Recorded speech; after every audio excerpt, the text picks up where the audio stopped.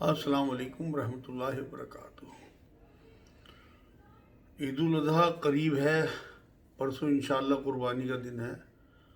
تو کیونکہ اس سے ریلیٹڈ بہت سارے سوال آئے ہوئے ہیں، کچھ تو میں نے پہلے ریکارڈ کرا دیے تھے، کچھ آج ریکارڈ کر رہا ہوں انشاءاللہ، جس سے کہ لوگوں کے لیے قربانی میں آسانی ہو جائے اور صحیح روح جو قربانی کی ہے وہ لوگوں کو اندازہ ہو جائے کہ ہم قربانی کیوں کر رہے ہیں اور اس کے کیا مسائل ہیں۔ اصل میں قربانی جو ہے وہ قرب سے بنا ہے، تو ہم قربانی کے ذریعے اللہ کا قرب حاصل کرتے ہیں۔ یہ ایسی عبادت ہے کہ اس میں آپ کی نیت دیکھی جائے گی اور آپ کس طرح کی چیز اللہ کی راہ میں قربان کر رہے ہیں یہ دیکھا جائے گا۔ آپ کی نیت اللہ تک پہنچتی ہے۔ قرآن میں اللہ نے کہا کہ تمہاری ذبح کیے ہوئے جانور کے خون اور گوشت مجھے نہیں پہنچتا، خون تو بہہ جاتا ہے اور گوشت بڑھ جاتا ہے، تو اصل تو ہماری جو نیت ہوتی ہے وہ اللہ تک پہنچتی ہے۔ تو آج کا پہلا جو سوال ہے وہ ایک صاحب نے پوچھا تھا کہ کیا نماز ہم مسجدوں میں پڑھ سکتے ہیں یا عیدگاہ ہی جانا ضروری ہے؟ دیکھیں بھائی، سنت تو عیدگاہ ہی جانا ہے، لیکن جس طرح کا آج کل ماحول اور جس طرح کی بھیڑ بڑھ گئی تو یہ بہتر ہے کہ علماء دین نے اجازت دے دی کہ آپ اپنی جو بڑی مسجدیں ہیں ان میں بھی نماز کر لیں عید کی اور اس کے بعد پھر قربانی کریں۔ بس میں یہاں وضاحت یہ کروں گا کہ بھائی قربانی کے وقت جو ہے آپ اپنے زیادہ زیادہ اندر گھروں میں قربانی کریں اور صفائی کا بہت دھیان رکھیں۔ جس طرح سے ہماری ایڈمنسٹریشن کی اجازت ہے بس اسی اجازت سے باہر نہ جائیں، اور جو اعضاء ہیں قربانی کے جانور کے، کیونکہ وہ محترم بھی ہوتے ہیں، تو انہیں کوڑی ووڑی بنا پھینکیں، تھیلیوں میں بھر کے اور کہیں مٹی وٹی میں دبا دیں۔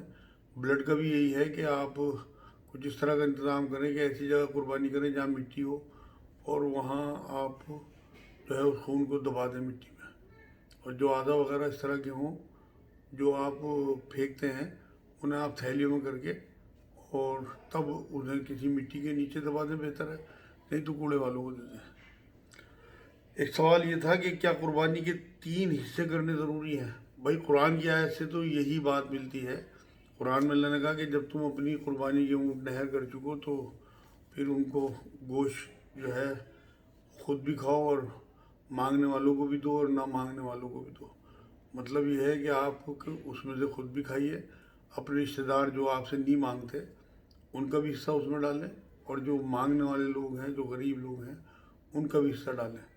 لیکن یہ میں وضاحت کر دوں کہ آپ تو ماشاءاللہ سارے سال گوشت کھاتے ہیں، ان غریب لوگوں کو گوشت نہیں ملتا۔ بات یہ ہے، قرآن کی آیت یہ ہے کہ اللہ کی راہ میں ردی چیز نہ دینا، بہتر سے بہتر چیز دینا۔ جو 4 سپارے کا شروعات ہے، 3 سپارے کی، لن تنالوا البر، کہ تم نیکی کو پہنچ ہی نہیں سکتے جب تک تم اپنی پسندیدہ چیز اللہ کی راہ میں نہ دو۔ تو جو اعضاء آپ کو بکرے کے یا بھینس کے پسند ہیں وہ اللہ کی راہ میں دیجیے آپ، کیونکہ آپ تو ماشاءاللہ سارے سال کھاتے ہیں۔ ان لوگوں کو یہ چند دن ہیں ان میں گوشت ملتا ہے، تو اگر اتنی بھی ہمت نہ ہو، اتنا بھی بڑا دل نہ ہو، تو کم سے کم بھی پورا گوشت مکس کر لیں اور پھر اس کے 3 حصے کریں۔ ایسا نہ ہو کہ بہترین جو حصے ہیں وہ آپ اپنے لیے رکھ لیں اور جو چیچڑے اور بیکار بوٹی ہوتی ہیں وہ سب آپ غریبوں میں بانٹ دیں۔ آپ کو اللہ کی راہ میں بہتر سے بہتر چیز دینی ہے، تو 3 حصے کرنا جو ہے وہ اسی لیے بتایا گیا ہے کہ ایک حساب سے قرآن کا حکم ہے۔ تو جو مانتا ہے اسے تو انشاءاللہ تعالیٰ، ویسے آپ سارا سارا گوشت خود بھی رکھ سکتے ہیں، سارا سارا بانٹ بھی سکتے ہیں، لیکن 3 حصے کرنا یہ زیادہ قریب ہے انسانیت کے بھی، اور معاشرے میں بھی اس سے بات اچھی بات جاتی ہے۔ ایک سوال یہ ہے کہ عورت کے پاس اگر سونا ہو اور قربانی جو ہے اس کا مرد کرے تو کیا یہ ٹھیک ہے؟ ہاں بالکل ٹھیک ہے۔ اگر میاں بیوی میں آپس میں انڈرسٹینڈنگ ہے اور ایک دوسرے کو مال کو الگ نہیں سمجھتے، جو بیوی کا مال ہے وہی شوہر کا مال ہے اور جو شوہر کا مال ہے وہی بیوی کا مال ہے، تو بالکل شوہر ہی کرے گا جو سربراہ اس کا گھر کا ہوگا۔ لیکن اگر کسی قسم کا ڈسپیوٹ ہے اور عورت اپنے مال پہ قابض الگ ہے اور مرد اپنے مال پہ قابض الگ ہے، تو پھر عورت کو چاہیے کہ وہ چاہے اپنا سونا بیچ کے اس میں سے تھوڑا سا حصہ قربانی کرے، اس کی استطاعت ہے تو پھر وہ معاملہ اس طرح سے ہوگا کہ عورت کو خود قربانی کرنی چاہیے۔ ایک اور سوال ہے، عرفہ کا روزہ ہم کب رکھیں؟ ویسے تو عرفہ کا روزہ جو ہے وہ 9 ذی الحجہ کو رکھا جاتا ہے، لیکن عرفہ کیونکہ پوری دنیا میں ایک ہی مقام پہ ہے عرب میں، تو اس لیے بہت سے علماء دین احتیاطاً یہ بات بتاتے ہیں کہ جس دن 9 ذی الحجہ عرفہ کا دن ہو سعودی عرب میں، اس دن بھی آپ روزہ رکھ لیں، اور جس دن 9 ذی الحجہ آپ کے ہندوستان پاکستان میں ہو اس دن بھی آپ روزہ رکھ لیں، اس میں سب سے زیادہ سیفٹی ہے۔ اور نبی اکرم صلی اللہ علیہ وسلم کی جو حدیث ہے کہ عرفہ کے دن کا روزہ رکھو تو اگلے اور پچھلے دن جو ہیں، اگلے اور پچھلے گناہ ایک ایک سال کے معاف ہو جاتے ہیں عرفہ کا روزہ رکھنے میں، تو وہ آپ انشاءاللہ تعالیٰ، اور یہ تو ایسی راتیں ہیں کہ اس میں لوگ پورے پورے 9 کے 9 روزے رکھتے ہیں، تو آپ اگر 2 روزے رکھیں گے تو اس کا آپ کو بہت فائدہ ہوگا انشاءاللہ تعالیٰ، اور آپ کے اگلے پچھلے گناہ معاف کرے گا اللہ پاک۔ تو اس لیے میرے نزدیک تو آپ کو جو ہے وہ جمعرات اور جمعہ دونوں روزے رکھنے چاہیے، لیکن اب کیونکہ جمعرات تو گزر گئی تو جمعے کا روزہ ضرور رکھیں اور اللہ سے اپنے گناہ معاف کرائیں۔ ایک سوال یہ ہے کہ کیا بڑے جانور میں 7 حصے ضروری ہیں؟ نہیں، ضروری نہیں ہے۔ اگر کوئی پورا جانور ایک بڑا کرنا چاہے، کوئی اونٹ نہر کرنا چاہے، نبی اکرم صلی اللہ علیہ وسلم نے تو آخری جو حج کیا، آخری کیا پہلا اور آخری ایک ہی حج کیا، تو اس میں 100 اونٹ نہر کیے تھے، تو آپ پورا اونٹ نہر کریں، آپ بھینس نہر کر دیں، اور گائے سے تو پرہیز رکھیں بھائی، کیونکہ ہمارے ملک میں بالکل گائے کی منائی ہے کاٹنے کی، تو ہمیں اپنے ملک کے قانون کی پاسداری کرنی ہے۔ حالانکہ قرآن میں گائے کا ذکر ہے اور 7 حصے ہوتے ہیں، گائے ہو، بھینس ہو، اونٹ میں، لیکن اگر کوئی پورا کا پورا جانور بھی کرنا چاہے تو وہ کرے، لیکن جو ہمارے ملک میں بین ہیں چیزیں وہ اونٹ بھی اور گائے بھی، تو نہ اونٹ کی کوئی قربانی کرے اور نہ گائے کی کرے، اور بھینس کی قربانی کرے وہ بھی ایسی جگہ پہ کہ جہاں سے آپ جو ہے وہ اس کے اعضاء، اس کی کھال یا اس کا خون وغیرہ جو ہے وہ ہمارے غیر مسلم بھائیوں کو نہ دکھائی دے، اس طرح سے آپ قربانی کریں۔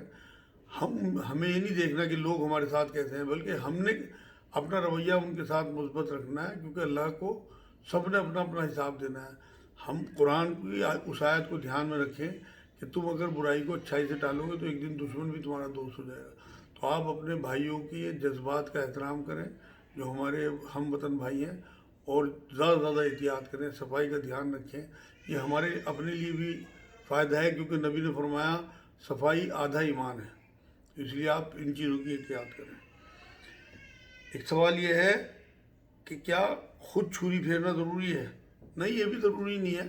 جانور آپ نے لٹا دیا، اگر آپ نہیں بھی چھری پھیر رہے تو کوئی بھی گھر کا آدمی چھری پھیر سکتا ہے۔ آپ کسی بچے سے یا کسی بڑے سے، جس سے بھی آپ چاہیں، آپ خود بھی ہاتھ رکھ لیں۔ چھری پہ 8 10 10 آدمی بھی ہاتھ رکھ سکتے ہیں، بس وہ آپ بسم اللہ اللہ اکبر، بسم اللہ اللہ اکبر پڑھیں اور جانور تو ذبح کر دیں۔ ایک سوال یہ ہے قربانی کا گوشت کتنے دن تک کھا سکتے ہیں؟ بھائی قربانی کے گوشت کی کوئی وہ نہیں ہے کہ کوئی لمٹ بتائی گئی ہو کسی حدیث میں، آپ کبھی تک بھی کھا سکتے ہیں۔ پہلے تو لوگ سکھا لیا کرتے تھے، کیونکہ فریج تو تھی، تو دھوپ میں سکھا کے آپ چاہے مہینوں تک رکھیں اسے، اس کے بیکٹیریا بھی مر جاتے ہیں۔ لیکن اگر آپ کسی ڈاکٹر سے پوچھیں گے، آج جس طرح کا دور ہے، جس طرح سے لوگ فریزر میں یا فریج میں بھر لیتے ہیں گوشت کو، تو وہ زیادہ سے زیادہ 1 مہینہ اگر آپ گوشت کو جما لیتے ہیں برف اس کی، کیونکہ اس کے بعد اس میں بیکٹیریا پیدا ہونے شروع ہو جاتے ہیں۔ تو ویسے میری رائے یہی ہے کہ جتنے کم سے کم دن کھائیں گے اتنا بہتر ہے، کیونکہ آج کل بیماریوں کا بہت زیادہ زور ہے اور گرمی ہے بے انتہا، تو اس لیے جتنی جلدی فارغ کریں، بانٹ دیں اللہ کے نام پہ، خود بھی کھائیں، سنت ہے، اور بانٹیں بھی اور اسے نمٹائیں، کیونکہ ہم تو سارے سال کھاتے ہیں۔ اگر کوئی سنت یا اس وجہ سے کہ برکت کا گوشت ہے تو وہ دھوپ میں سکھا کے اس کی رکھ لے، اور جب بھی گوشت بنے گھر میں 1 بوٹی اس کی ڈال دی برکت کے لیے، اس میں بھی کوئی حرج نہیں ہے۔ آپ کے ایمان کا حصہ ہے قربانی، جو ہے وہ ہمارے لیے ایک شعار ہے، اللہ کی نشانیوں میں سے ہے، تو بالکل جس طرح بھی آپ مناسب سمجھیں اس طرح سے کریں۔ سوال یہ تکبیر تشریق جو ہوتی ہے وہ کب سے کب تک پڑھنی چاہیے؟ یہ تکبیر تشریق جو ہے وہ 9 ذی الحجہ فجر سے شروع ہوگی اور 13 ذی الحجہ عصر کی نماز تک ہوگی، اور اس کے بعد بند ہو جائے گی۔ اور ایک سوال ساتھ میں یہ بھی آیا تھا کہ کیا عورتوں کو بھی پڑھنی ہے؟ ہاں بھائی، مردوں کو بآواز بلند پڑھنی ہے اور عورتوں کو دھیمی آواز میں پڑھنی ہے ہر نماز کے بعد، تو وہ ضروری ہے، سنت طریقہ ہے، تو بالکل عورت اور مرد سب پڑھیں گے انشاءاللہ۔ سوال یہ ہے کہ تکبیر تشریق جو ہے وہ سعودی میں الگ ہے اور انڈیا میں الگ ہے، صحیح کون سی ہے؟ دونوں صحیح ہیں بھائی، دونوں حدیث سے ثابت ہیں، اور جو بھی آپ کو یاد ہو ہمارے ہاں جو پڑھی جاتی ہے وہ آپ کو سبھی کو یاد ہوتی ہے، تو وہ آپ پڑھ دیں، بالکل آپ سنت میں ہیں۔ اگر کئی غریب مل کے ایک بکرا قربان کریں تو کیا قربانی ہو جائے گی؟ بالکل ہو جائے گی بھائی، یہ تو اللہ تک تو نیت پہنچتی ہے، یہ تو ان کی ہمت کی بات ہے کہ انہوں نے ایسا سوچا۔ ایک امام جعفر صادق رحمۃ اللہ علیہ ہوئے ہیں، وہ تو یہاں تک کہتے تھے کہ اگر 70 غریب بھی اکٹھے ہو گئے ایک جانور ذبح کریں تو اللہ تک ان کی نیت پہنچتی ہے اور اللہ خوش ہوتا ہے اس طرح کی قربانی سے، کہ لوگوں میں استطاعت نہیں تھی، ان کے اوپر واجب نہیں تھی، اس کے بعد بھی لوگ جو ہے وہ اللہ کی راہ میں جانور قربان کر رہے ہیں شوق اور ذوق میں۔ تو یہ تو بہت خوشی کی بات ہے کہ اس طرح سے لوگ اگر اکٹھے ہو کے ایک جانور بھی ذبح کریں گے تو انشاءاللہ وہ اللہ تک پہنچ جائے گا۔ ایک سوال یہ ہے کہ کیا عورت جانور ذبح کر سکتی ہے؟ بالکل کر سکتی ہے بھائی، اور چاہیے بھی، کیونکہ آپ کو جو ہے یہ سمجھنا چاہیے کہ آپ کی عورتیں اور آپ کے بچے جو ہیں وہ قربانی کے ٹائم وہاں موجود ہونے چاہیے۔ اور اس کا ایک ثبوت یہ ہے کہ ایک بار ایک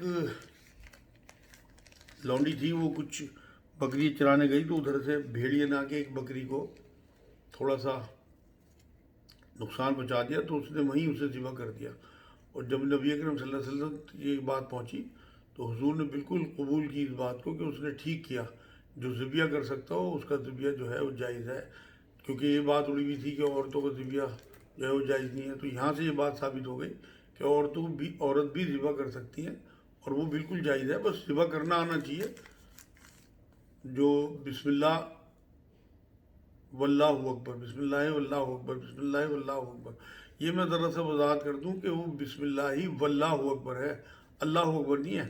بہت سارے لوگ اللہ اکبر کہتے ہیں، بیچ میں واو لانا ہے آپ نے، تو یہ تکبیر جسے بھی یاد ہو اور جو بھی ذبح کرنا جانتا ہو بالکل اسے ذبح کرنا آنا چاہیے۔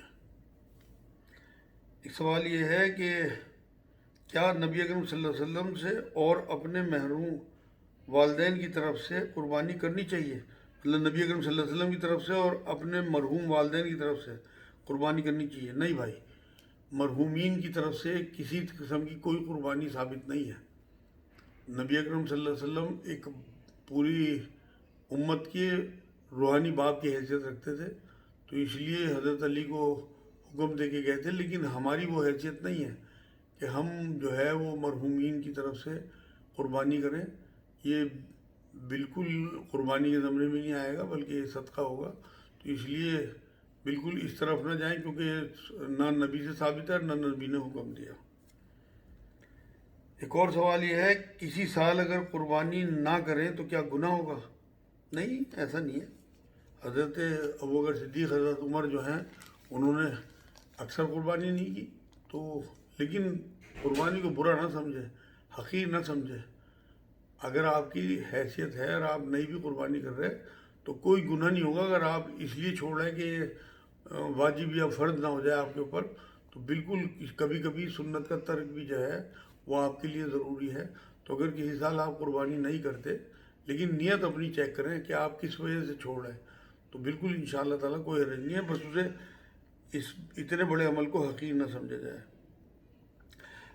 ایک سوال یہ اگر کوئی احرام میں سلیپر پہنے تو ٹھیک ہے؟ ہاں بھائی بالکل ٹھیک ہے، یہ ہماری طرف زیادہ بر صغیر میں بہت زیادہ اڑی ہوئی ہے بات کہ اوپر کی ہڈی جو ہے وہ خالی ہونی چاہیے، بہت سے لوگ بیچارے گھسٹتے پھرتے ہیں، ان سے ہوائی چپل جو ہے وہ پہنی نہیں جاتی، تو سلیپر بھی پہن لے کوئی تو بالکل کوئی حرج نہیں ہے۔ نبی اکرم صلی اللہ علیہ وسلم نے سے جب پوچھا گیا کہ ہم احرام کی حالت میں کیا پہنے تو انہوں نے یہی بتایا کہ تم کیا نہ پہنو میں یہ بتاتا ہوں، تو وہ چیزیں حضور نے بیان کی اس حدیث میں، وہ لمبی حدیث ہے، پھر کسی دن انشاءاللہ بتا دوں گا آپ کو، لیکن اس میں حضور نے چپلوں کا کوئی ذکر نہیں کیا، تو یہ کچھ لوگوں نے اپنی طرف سے بھی شدت اختیار کی ہوئی ہیں، تو اگر کوئی سلیپر بھی پہن لیتا ہے تو کوئی حرج نہیں ہے بالکل۔ جراب تک کا تو حکم دیا نبی اکرم صلی اللہ علیہ وسلم نے، بس یہ کہا تھا کہ نیچے تھوڑی سی کاٹ لینا اسے، تو وہ جراب تو پوری پوری اوپر کی ہڈی کو ڈھک دیتی ہے، تو اس لیے اس میں کوئی حرج نہیں ہے بالکل۔ ایک سوال یہ ہے کہ کیا دودھ دینے والی بھینس یا حاملہ بھینس کی قربانی کر سکتے ہیں؟ بالکل کر سکتے ہیں بھائی. یہ تو آپ اللہ کی راہ میں وہ بھینس قربان کر رہے ہیں جو آپ کو فائدہ دیتی تھی، دودھ دیتی تھی، تو بالکل. اور حاملہ بھینس کی بھی قربانی بالکل جائز ہے. اگر اس کے پیٹ میں بچہ ہے اور وہ زندہ برآمد ہوتا ہے تو اس بچے کو بھی اللہ کی راہ میں ذبح کرنا ہے. اور اگر اس کے پیٹ سے بچہ مردہ پیدا ہوتا ہے تو اس کی ماں حلال ہو گئی تو وہ بچہ بھی حلال ہو گیا، وہ ذبح ہو گیا. اس کی ماں ذبح ہوتی ہی وہ بچہ بھی ذبح ہو گیا، اسے بھی آپ کھا سکتے ہیں. ہمارے ہاں تھوڑا سا اصل میں کراہت کرتے ہیں، لیکن سعودی عرب وغیرہ میں تو لوگ اس طرح کے جو بچڑے ہوتے ہیں انہیں بہت شوق اور ذوق سے کھاتے ہیں، کیونکہ ملائم گوشت ہوتا ہے، تو اس لیے اس میں بھی کوئی رہ نہیں، اسے بھی کھا سکتے ہیں. ایک اور سوال یہ ہے کہ ایک گھر میں کئی بھائی رہتے ہیں، الگ الگ کماتے ہیں، تو کیا قربانی بھی الگ الگ ہوگی؟ بالکل بھائی. جتنے لوگ کمانے والے ہیں یہ تو ہو سکتا ہے ایک یونٹ کی طرف سے ایک قربانی آپ کر دیں. مان لو 4 چولہے ایک گھر میں ہیں، 4 بھائی ہیں، ایک والدین ہیں، تو والدین کا یونٹ الگ ہوگا اور چاروں بھائیوں کا الگ الگ یونٹ ہوگا. جو الگ الگ کماتے ہیں وہ اللہ کی راہ میں اپنی اپنی طرف سے جانور قربان کریں، چاہے بڑا چاہے چھوٹا. ایک خاندان یعنی کہ ایک یونٹ کی طرف سے ایک قربانی کافی ہے. ویسے زیادہ زیادہ جو جتنا اپنے ذوق اور شوق سے کرے اللہ کے یہاں انشاءاللہ سب مقبول ہے. ایک اور سوال یہ ہے کیا عقیقے میں اونٹ کاٹ سکتے ہیں؟ نہیں بھائی، عقیقے میں اونٹ یا بھینس نہیں کاٹنی چاہیے، بلکہ نبی اکرم صلی اللہ علیہ وسلم جو حکم دے کے گئے وہ بکروں کا حکم دے کے گئے کہ لڑکا ہو تو 2 بکرے اور لڑکی ہو تو 1 بکری ذبح کی جائے. کیونکہ ایک بار حضرت عائشہ رضی اللہ تعالیٰ عنہ کے پاس ان کی بھتیجی آئی کہ ہمارے ہاں بچہ ہونے والا ہے اور ہم خوشی میں اونٹ کاٹیں گے، تو انہوں نے منع کیا کہ نبی اکرم صلی اللہ علیہ وسلم جتنا حکم دے کے گئے اس سے آگے ہم نے نہیں بڑھنا.